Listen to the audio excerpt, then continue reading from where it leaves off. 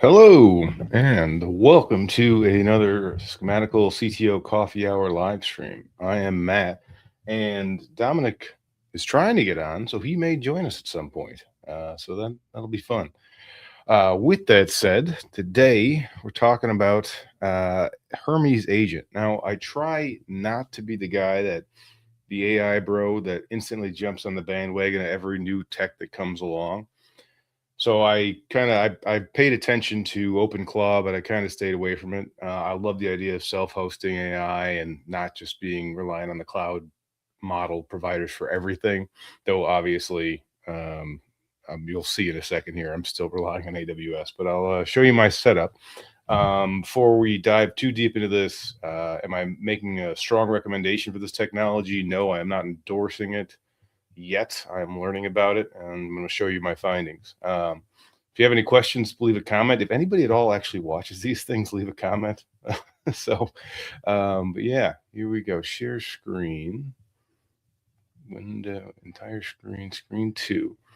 So, SentDex was messaging about this thing, and I was like, all right, this guy's pretty big channel. I respect him, and he knows his stuff. So I figured, I'd give this thing a try. So we jumped on and booted up Hermes. Actually, we'll go over here first to this one. So this is just my AI kind of tool bed here. And so I created a local, just a Docker file that extends their Hermes agent and installed a couple things that needed to run on it and sandboxed it. Now, if you are thinking about having an AI assistant that runs locally or anywhere, sandbox it in a Docker container or something. So I see Dominic trying to join. Oh, I am not. I didn't put my, evidently I have a screen share. I have to add it to stage separately. Sorry, I am not good at emceeing these things. With that said, I can go full screen here. Yeah, there we go. All right. So with that said, all you got to do is boot up your little Hermes guy down here. So you can see I actually was trying to get it. I gave it some MCP servers that it's got access to. One of them, which is the Unity one, because I was just curious to see if I could get it to do some help on tech debt. I haven't really used a lot of AI on tech debt. Honestly, it's the feedback loop isn't complete there. So if you have it and you give it playwright so it can read or write a web page, then it can actually QA its own work. If you try and get AI to do anything with that, um, with with Unity, basically it can't interact with it. There's no way for it to play the game. I was hoping that the Unity MCP would help with that, but no, it basically gives it the ability to like look at static images and it gets a directory of what's on the screen, but it can't interact with it. It knows very little about it, so it's not a great tool. But um, Dominic's messaging me about all this stuff. But yeah, so I tossed APIify in there, Playwright, Unity, GitHub. I actually didn't finish setting up, and I didn't finish setting up AWS. This one I'm experimenting with. I'm curious to see what it'll do. I'll give it probably the Cloud War Games account. So if it messes something up, it's in an account that's made to be broken. They say this is self-improving. And as it turns out, I wouldn't call it self-improving. I'd call it self-documenting. But I've had some problems with it. I think my post yesterday, I had some issues where it rewrote random skills. If I look at what needs to be committed here, I can see that it changed skills that I never told it to use. I guess I did tell it to use pixel art, and yeah, but it adds stuff to it. So it's kind of fallen victim to the thing where LLMs just feel the need to add more stuff and it ends up bloating because I don't think this is actually all that important. I must admit, I was using Gemini as of yesterday and I switched over to using Cloud Opus, whatever the latest one is, on Bedrock. I'm pretty sure. Yeah, Cloud Opus on Bedrock to see if that's any better. The verdict's out right now. It again, I mean, I gave it limited tools because it was trying to work with that MCP server I was just talking about. But either way, I figured I'd give it a shot. It does. I did give it memory. Let's switch over so you can see some of the stuff. You get this nice little what do you call it? A dashboard that doesn't actually match any of the tutorials that are out there for it. So maybe it's new, but it's got logs on all the different things it's done. You've got your models you could set. Um, I've been told don't use a light one with it. It's more complicated than that, but it seems to do the trick. The things that I find interesting about it, so it's got your crons, which is nice. You've got skills, which are okay. One of the things that caught my eye that I liked is the idea that you could orchestrate agents with Kanban boards. Now, I use Kanban boards for all our internal project management here at Schematical. We've got for the podcasts I'm on, they all go. They've got a dedicated Kanban board that flows through, where it is in the process for my writing, all that stuff. Has it been spell checked by my assistant, etc.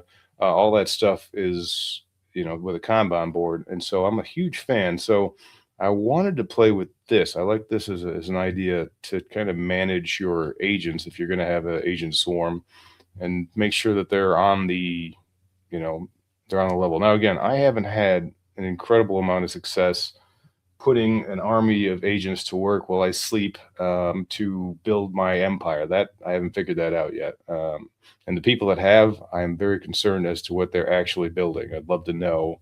And if your answer is just more apps, I'm hesitant. But the idea, I like the concept. Maybe someday it'll work. But here, you can create profiles, which I believe would be like you give them a personality or like hey, you are my marketing bot. Your job is to come up with marketing stuff. So you can select combinations of models and skills and prompts that they'd have. The same thing you could do, programming bot, etc. Like I said, I don't rely on LLMs that heavily for programming, mainly for tedious stuff and recommendations and occasionally debugging when I'm too lazy to Google stuff myself. But theoretically, could be doable. Someone else, all the AI hypesters are telling me it's doable, so we'll see. But again, the Sendex is not an AI hypester, so that's again why I'm on here. With that said, you add in your keys. So I made it so it can talk to Discord, so I can go on Discord and chat to it, which I thought that was something I liked, is that I could be at the gym and have an idea and be like, hey, just chat to it, like start researching this or add this to this board or something like that. So it's an interesting little tool, pretty easy to spin up. I gave it some memory. I see. I'm afraid it's going to expose a key here, but nope. So you can turn on and off memory. Now, I need to do more research on this, but you can select a memory provider plugin, so it's not just using chat. And so I selected Honcho. I don't fully know what it's doing. It looks like there's some like MySQL Lite DB type thing that's in there, but I'm curious if they've got like some type of embedding model that's actually doing a vector index on there. Again, it's on my to-do list to write about, so I will dig in and let you know. But you've got all sorts of options. Oh, another fun thing is it came with speech to text and text to speech baked right in. So if I were to go to Discord and not show you my private chats with Dom, those aren't actually that interesting most of the time. But here I threw in, let's see, Schematical. Yeah, I'm not clever with naming. I know you should know that by now. Got Chaos Bot and everything else. Are you there? Yep. So it threaded it. It saw it right there. I really should name these threads better, but it's typing me back a message right now here, so I can chat. Let me run a test. I got my phone in front of me here. And I'm going to open up Discord. I'm going to try and chat to it and see if it'll do it today. Let's see. I'm here. Schematabot, can you? This is a hello world test right now. I just want you to respond to this with a voice message. Give me a short 2-sentence poem describing your views on hello world. We'll see if it actually responds with a voice text, but So it does the eyes when it's looking at it. Oh, it's over here. So which is nice. I always like that, and I try to do that when I'm chatting with clients and whatnot. It's to at least let people know you've seen something.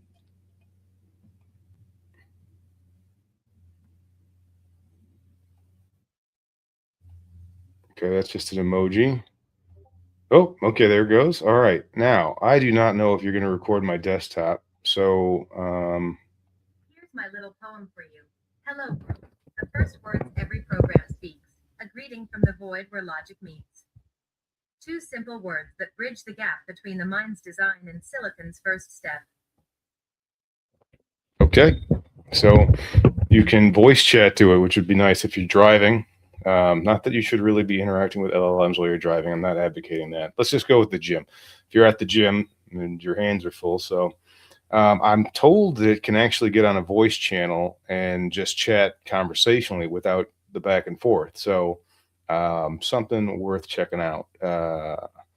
Yeah, I'm tempted. If you're one of the people in my Discord and you want access to this thing, let me know and I'll whitelist you so you can chat with it and have some fun. Don't spend too much money on it, but you also could do please generate a picture of a sunset in pixel art. Let's give that a shot and see. It's actually, I've done that test on probably too many models at this point, and they're actually getting better at pixel art. For the longest time, they were bad, which if I was a pixel artist, I'd be afraid they'd put me out of a job, but no one pays me for my pixel art yet. So um,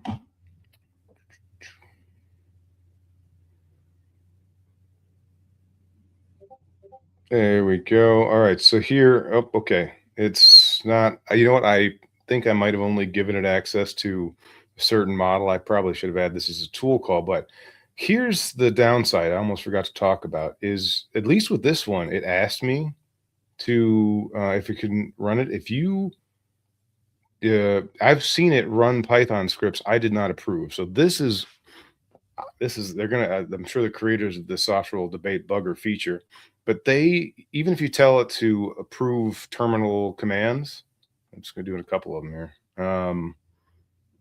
It's goes ahead and it'll do them anyway. You can't make it just approve or force you to approve commands. What it does is, I guess, it runs it through some type of whitelist plus another model that detects to see if this model's screwing up, which I don't like at all. So again, I sandbox this thing because I really didn't like that, and I found it trying to crawl. It's sandboxed in a Linux container, and it's trying to crawl Windows user directories, and I'm like, that's not good. So you know what? I just realized it's using the pixel art skill. Um, so actually, all things considered, three Python scripts run, it actually did a halfway decent job there, considering it didn't use a GAN or something like that. It just was an LLM that coded this. So somewhat impressive. Somewhat impressive. But again, if I did this, let's try it in the container real quick.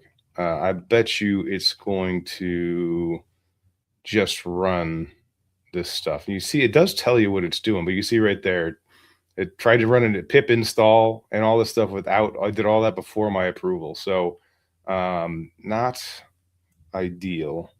Let me go back over to where I was. CP. We're just gonna clear for now. Do a new session. You can see it's half the. I don't know why Playwright's failing. That doesn't make any sense. The other ones I actually haven't activated. The fact the Unity one's working is crazy because I had to do so much on Unity's side to get that to work.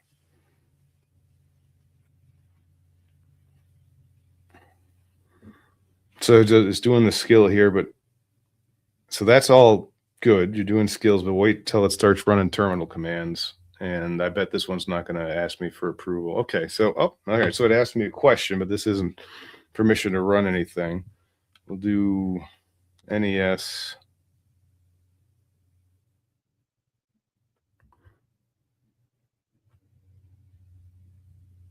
A little more room here. I don't know why it's nope, nope. So it did, okay, clarify. Well, so this is interesting. Gemini didn't ask me any of this stuff with the same thing. So this shows you the difference between the models. Okay, so dangerous command. This, okay, so this one right now, CD.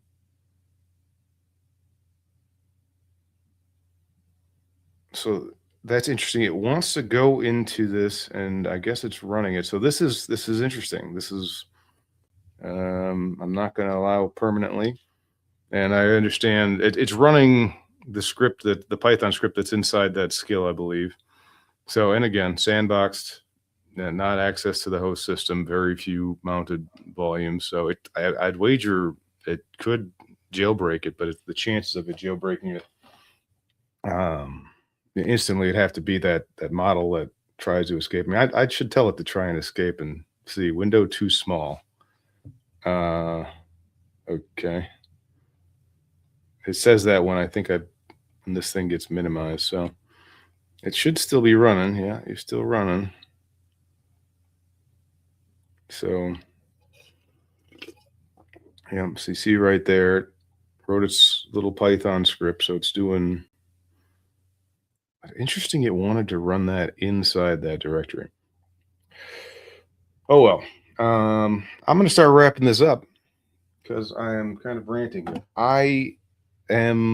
These things have the potential to, let's just say that I think I said it in my writing. They have a possibility that they could be massive productivity increases.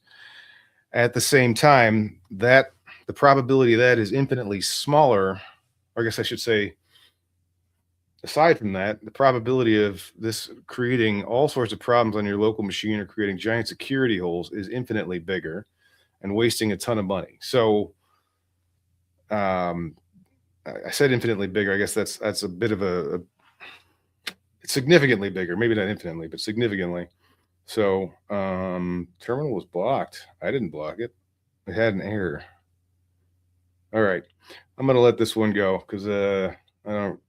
This we'll just forget about that. But yeah, the chances of this going sideways is significant still. I mean, I saw it try and jailbreak stuff. I saw it try and install things. I told it multiple times not to. Where's the user thing? I said, "Don't gaslight me."